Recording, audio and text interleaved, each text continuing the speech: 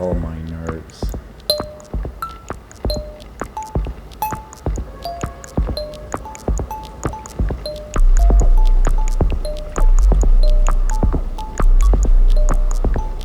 So today I want to talk about how to go from a state of being stuck, go from there to a state where you're constantly creating, and essentially how it involves getting rid of an old identity and adopting a new one.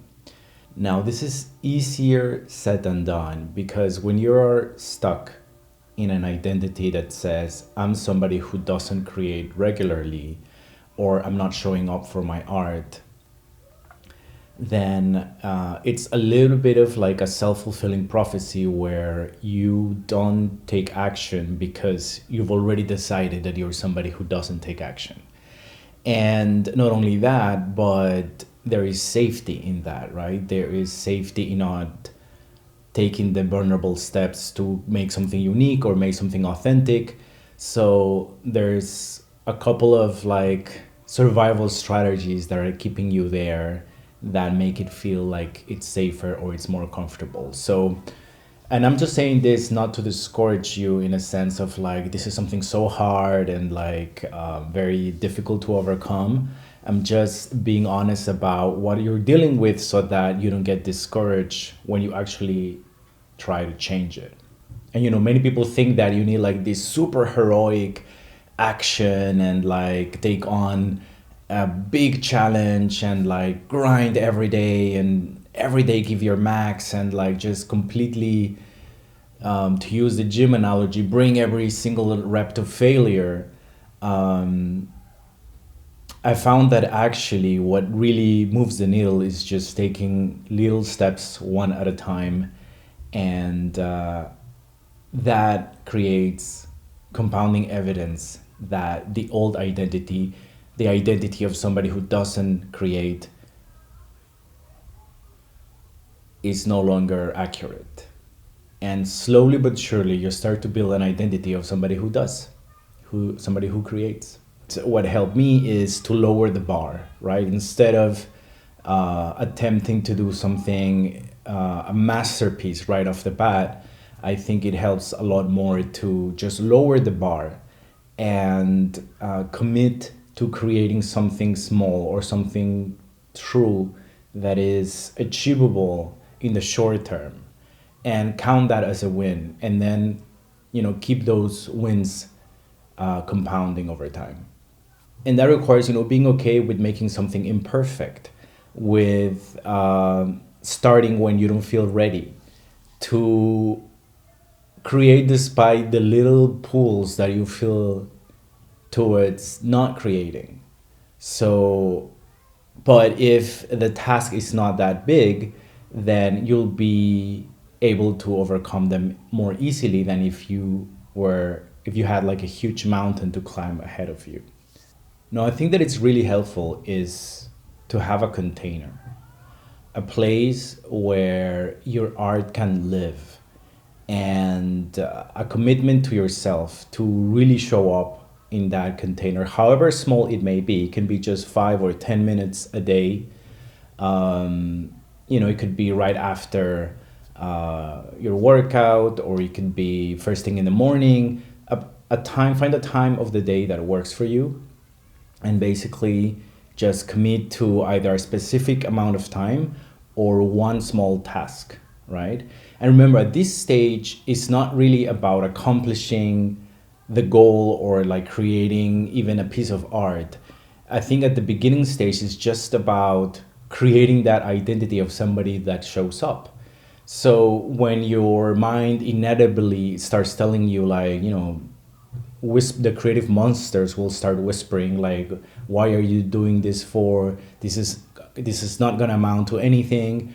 Then you have to remind yourself that this is not really about the art itself. It's more about like just rewiring that new identity and let it go of the old one.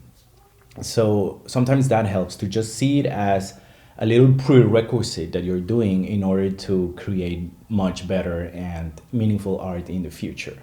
And sure, it can feel a little bit, the process can feel very tough, and you can feel impatient because, of course, you want to create something beautiful right away. But that commitment to a specific container would really help. Now, a container is not only a specific time of the day that you set for yourself, because that's also, if that works for you, that's amazing. But there's also people, and I count myself in them, where you also need a more of a public container where you have accountability and you are committing publicly to doing something. This could be like a YouTube channel, for example, where even if it's just your friends watching, like you still have an idea of accountability, of people who know that you've committed to going on this journey. So having a public facing project like a YouTube channel, committing to post on Instagram or on social media, or telling people that you're going to create something by a specific date, and promise it obviously to your friends, right? People that you trust and that you know that will give you that healthy amount of pressure. I don't want to say pressure in the sense of like you have to deliver to them, or you're not doing it for them, you're doing it for yourself. But sometimes having that commitment with the outside world helps you commit to yourself, especially at the beginning where the motivation might need a little bit more of force at the beginning. And like I said, this is all based on my experience. You can try, maybe for you, accountability doesn't work as much as for me, but that's where the beauty is, where you can find your own path and you can try out different things and see what works for you.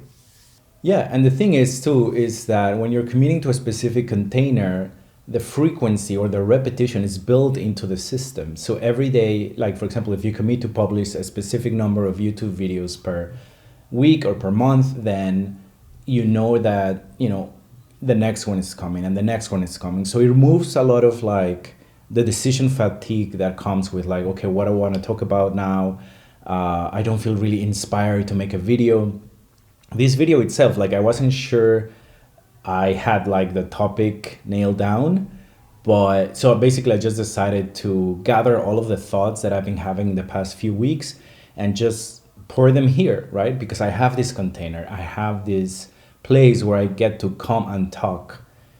And the idea might not be super crystal clear, but hopefully there's some value here. And it's just the condensation of what I've been going through for the past few weeks. The fact that I knew I needed to create a second video for my YouTube channel was just the motivation I needed to gather my thoughts and share them.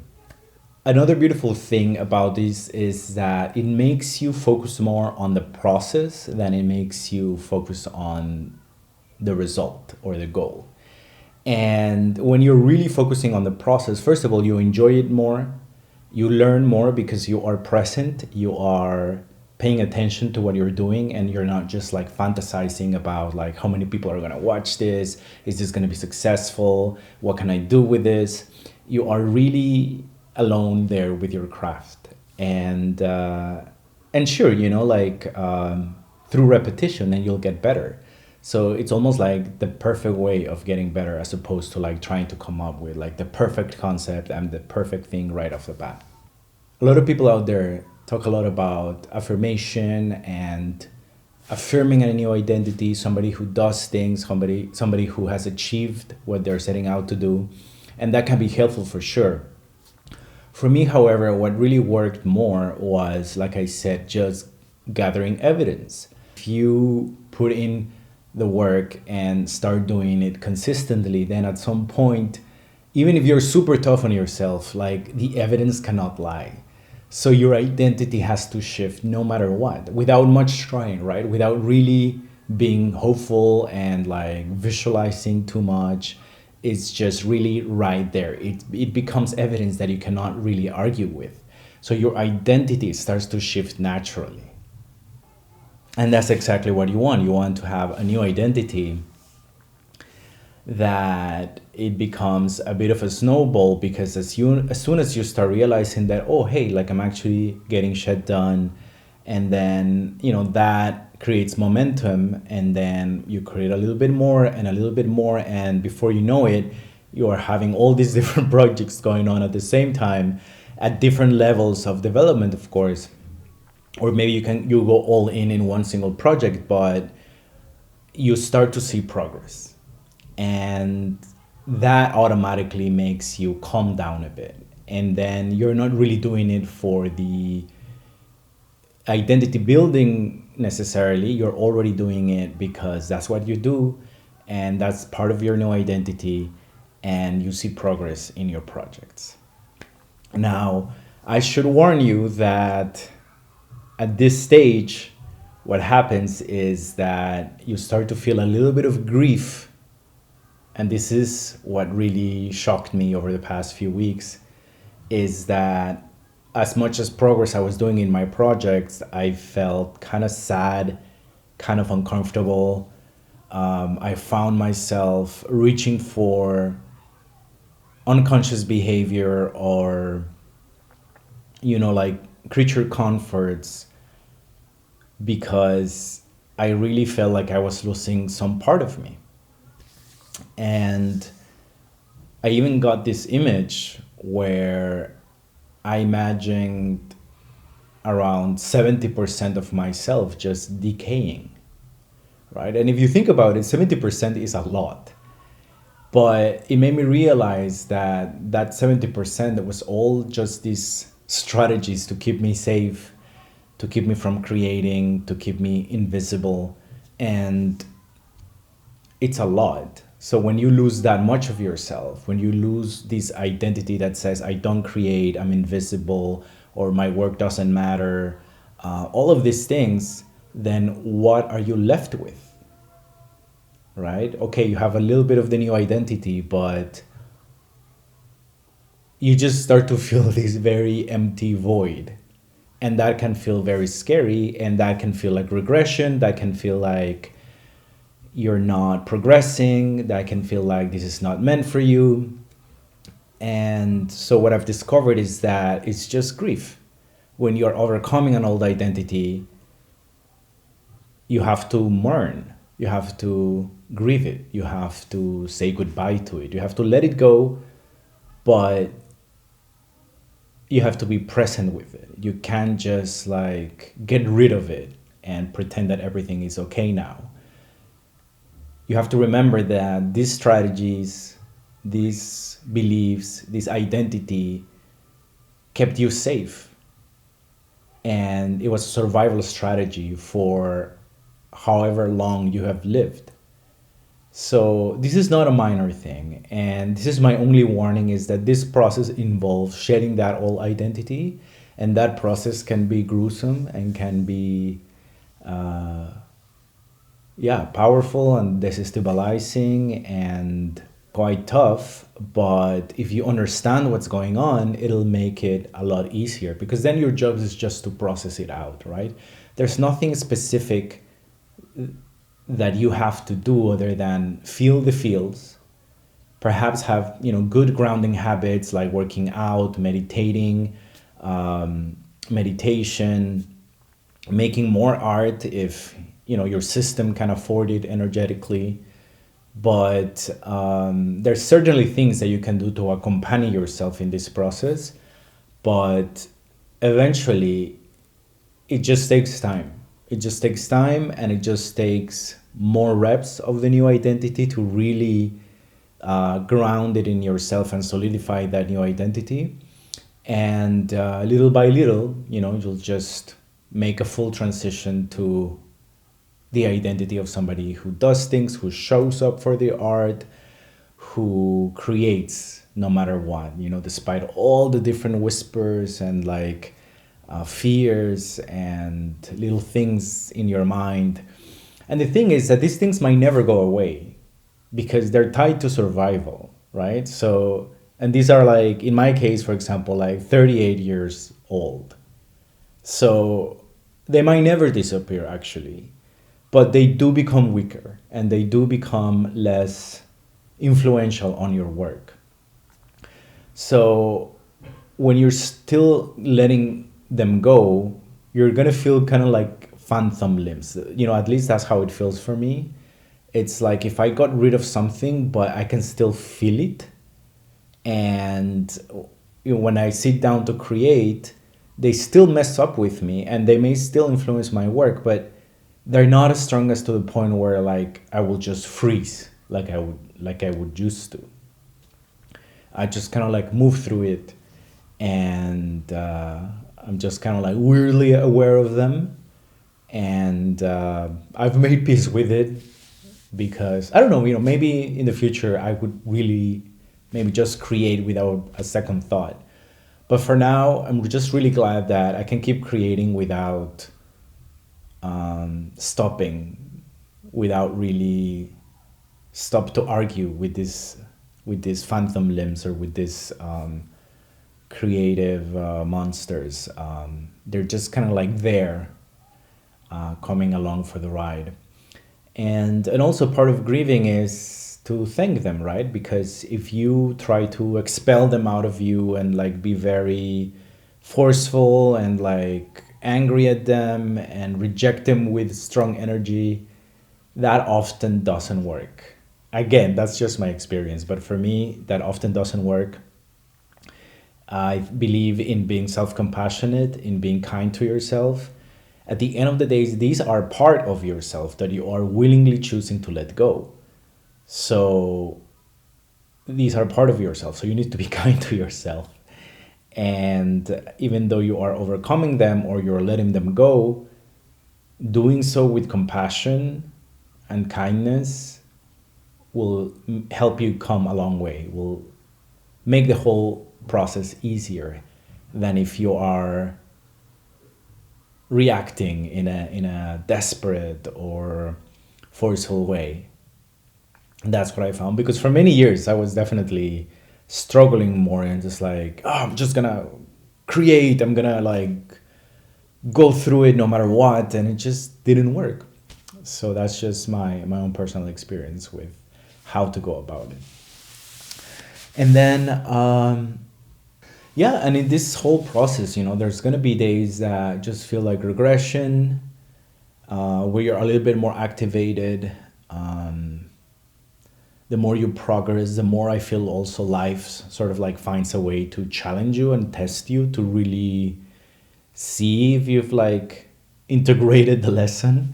So there might come times or encounters or people or situations that might trigger you in certain ways and make you feel like you're regressing, or that you're back to where you started. But a bad day doesn't really mean anything other than the natural flow of things. You're gonna have good days, you're gonna have bad days, and the important thing is just to keep the the behaviors, reinforcing the behaviors, showing up, expressing yourself, creating every day ideally, and some days it's just gonna be tough, and some days you're gonna have to take days off for sure, right? I mean, that's just part of the creative process. But I think what's important is to remember that these are not failure days. These are just integration days or rest day, however you want to call them. But you do got to make space for them because it's also part of the grieving process. Yeah, and then as you continue on your journey, like I said, this creative monster will get to come along. You don't need to fight them. Your job is not to argue, but you also don't have to obey them. You don't have to listen to the doubts that they whisper on your ear. You can move anyway. And again, this new identity will keep compounding and will keep becoming stronger the more you create. And the thing is, time is going to pass anyway. So even if you feel a little bit impatient, a little bit like, oh my God, this is taking so long, depends on how strong your creative monsters are, then you might get a little bit impatient. But honestly, like days, weeks, months, years will pass anyway, and I think it's better to just like start on your journey and keep going. When you least realize, you're gonna be on the other side, and you're gonna be in a much better place. And I think that you will be able to look back and see that You're going to be so grateful that you took the steps, those little steps, and you will not recognize yourself. And that is a bittersweet uh, statement, at least for me, because there's still so much attachment to that old self that it almost feels like tender and warm. But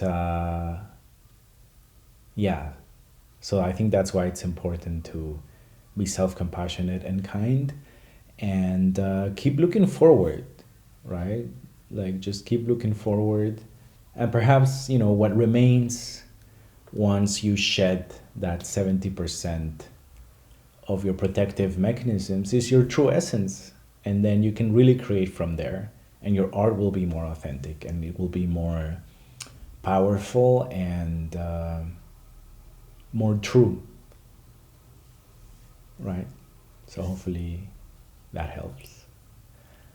Yeah, and with time, this identity will stabilize through repetition. Your containers will shape, will help you to create better things, and then that's where, like, you can start refining and creating better quality things, because at the beginning you might have to be content with just putting stuff out, even if they're imperfect, even if they are not up to your standards. Most likely they won't be up to your standards, because if you haven't been creating, then you will have to develop those skills. And so yeah, you'll have to live through the cringe. I think this is something that all creators must do. And but once, I'm hoping that once my identity stabilizes, then I can focus more on quality, and then it'll be like actual attention to detail, and not just an excuse, and not just perfectionism trying to come up excuses as to why I shouldn't create something. I don't know if that makes sense. So yeah, the idea is just to keep going anyway, keep going despite the grief, despite the impatience, despite the cringe, despite the fact that a lot of the creative monsters' voices might never go away, but it will get better.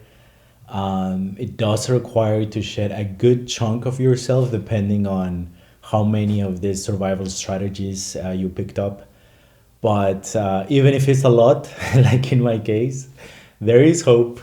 There is hope. And yeah, I think that the world needs right now authentic people who are doing brave things. So if you're an artist or a creator, then you feel called to this kind of personal work, then the world needs you as well. So yeah, thank you for watching, thank you for listening. And I have a PDF about the specific monster that I was struggling with the most, which is the freeze monsters, basically the freeze response. And I've made a very short PDF that has a lot of information about where this comes from, what type of environments this monster grows in, and most importantly, a few hacks, like scientific hacks, poetic hacks, ritualistic hacks that can help you overcome the freeze monster. So it's completely free, and you can find it in the link in the description. Thank you so much for watching. Please subscribe and share with any other artist who might benefit from this information. And I hope to see you in the next one. Thank you.